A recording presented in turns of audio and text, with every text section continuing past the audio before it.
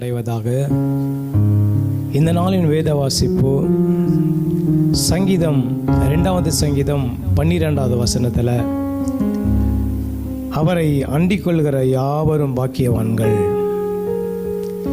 இந்த நாளில் தேவனுடைய வார்த்தை நம்மை பார்த்து சொல்லுகிறது, அவரை அண்டிக் கொள்கிற யாவரும் பாக்கியவான்கள். எரேமியா 29ஆம் அதிகாரம் 12வது வசனத்தில், என்னை தொழுது கொண்டு என்னிடத்தில் விண்ணப்பம் நீ பண்ணினால் உன்னுடைய ஜெபத்தை நான் கேட்பேன் என்று கர்த்தர் சொல்லுகிறார்.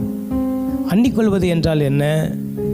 ஒரு சின்ன குழந்தையை நாம் விளையாட விடும் பொழுது ஏதோ ஒரு பெரிய பயங்கரம் அந்த குழந்தைக்கு நேர்படும் பொழுது உடனே ஓடி வந்து தன்னுடைய முகத்தை நான் பெரியவர்களிடத்தில் மறைத்து கொள்ளும்.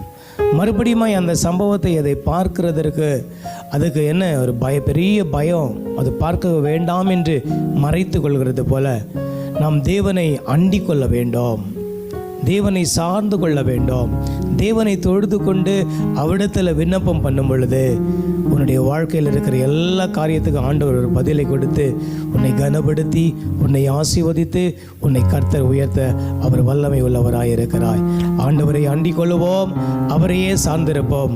அப்பொழுது இந்த உலகத்தில் பாக்கியவான்களாக பாக்கியவதிகளாக நாம் ஜீவனம் பண்ண பரிசுத்த ஆவியானவர் நமக்கு உதவி செய்வார். கர்த்தர் தாமே இந்த வார்த்தைகளை ஆசீர்வதிப்பாராக. ஆமென்.